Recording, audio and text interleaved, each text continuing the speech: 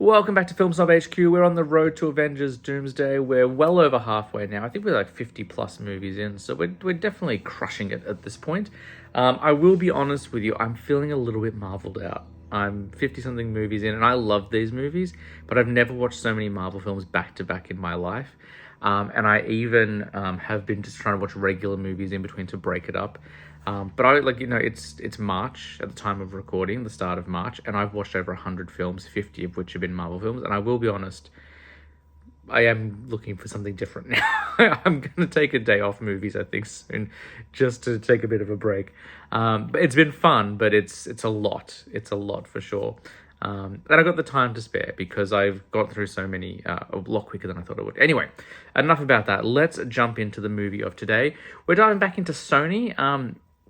Sony haven't had a release in a little while. They did Spider-Man Homecoming, which was kind of released in tandem with Marvel, with the MC, with Disney. But prior to that, their last movie was Amazing Spider-Man 2, if my memory serves me correctly. So Sony have been out of the game for their own projects for a little while. It's 2018. It's been 4 years since they brought anything out that wasn't just a Sony release. And they took a big swing, a big ballsy swing with a movie that really does rely heavily on Spider-Man, but they chose to keep him out of it and do it their own way. The first time I watched it, I'll be honest, I wasn't all that impressed, but I was very, very, very snobby back then. Every time I watch this movie now, I'm shocked by how fun it is, how well executed it is, and how dark they managed to make it as well. I am, of course, talking about Venom. Hold it the right way up. Venom.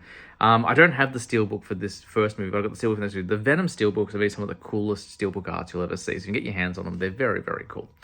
So Venom follows Eddie Brock, a rogue reporter. He used to be part of a newspaper, but then he went rogue and did his own thing. He's kind of notorious for being kind of boots on the ground, guerrilla type reporting, break the story by any means necessary. So a little bit different from the versions we've seen before. We saw Eddie Brock in Spider-Man 3. That was the last time we saw him. And he was more of a spineless, weaselly character, played excellently by Topher Grace. This one, he's a lot more on the side for justice. He's fighting for justice. He wants to expose criminals and just bad guys. And he comes across this scientist who is in kind of like the biomedicine industry, but behind the scenes he's experimenting on homeless people, and the money he makes is using to fund kind of journeys to space with rockets and stuff, because he believes the cures for all illnesses are out in the stars. And at the opening of the film, a spaceship returns, a crash lands, and they brought back some symbiotes, if you will. And it takes a little while for Eddie to become Venom. There's a lot of kind of character build-up, a lot of focus on him, a lot of focus on kind of like the kind of preliminary characters. His girlfriend, played by Michelle. Oh my goodness, what's her name? Michelle. I'm gonna cheat. Look at the back of the thing here. Michelle Williams. I can't believe I forgot her name. Oscar winner Michelle Williams, who's incredible in the film as well. They're kind of on a decent relationship, but then he kind of goes rogue. He causes some issues. He asks questions using information that she had that was private. Ends up getting kicked out of the newspaper he's working for, and she gets fired from her job, and they break up. But then one of the scientists, played by Jenny Slate of all people, Jenny Slate's in a Venom movie. That's so cool. She reaches out to Eddie and is like, "Hey, like, you're right. Everything you accuse my boss of is correct. Come back and I'll show you." And during that time, the symbiote infects Eddie, and then he becomes Venom. First of all, the look of Venom is amazing. The visual effects in these films are so cool.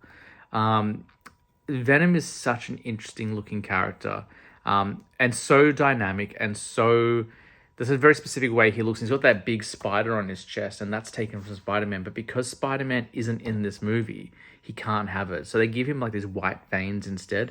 And it looks really cool. But also the animation of the symbiote, just making it look like kind of this liquid tar goo. Like, it's... I don't know, man. Like, we just had Thanos, and he was the most impressive looking CGI character. You would think anything else would pale in comparison. But I love the way they animate Venom in these movies, particularly this one. Tom Hardy also voices Venom, so he's Eddie Brock and he voices Venom, and the Venom voice I really like.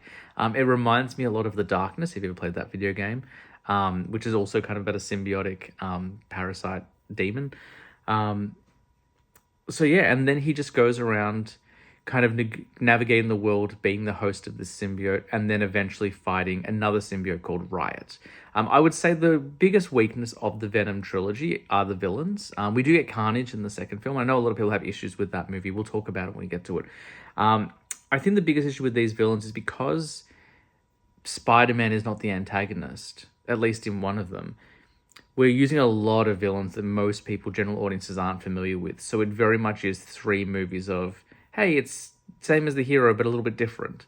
But there's a sequence where they're fighting near like the rocket, like on the space shuttle launch, or whatever, and like the sound causes the symbiotes to kind of scatter from them.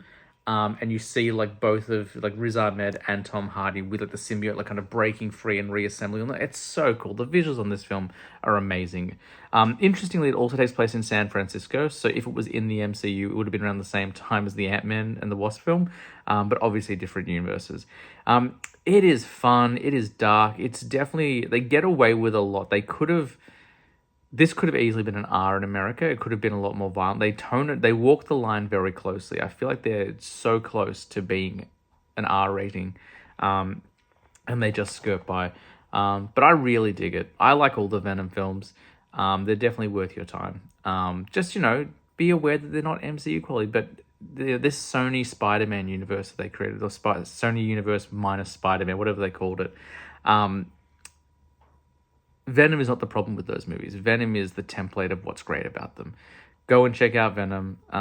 In terms of returning characters, I hope he shows up in Secret Wars. Secret Wars, iconically, historically, is the introduction of the symbiote to Spider-Man. That's when he first wore the black suit. If they're going to do multiverse stories, bring this Venom in. Like, get him to fight Spider-Man. I'm sure there's too many things going on to make him, make them opponents, but why not? I would love to see Venom show up. Next up is Captain Marvel.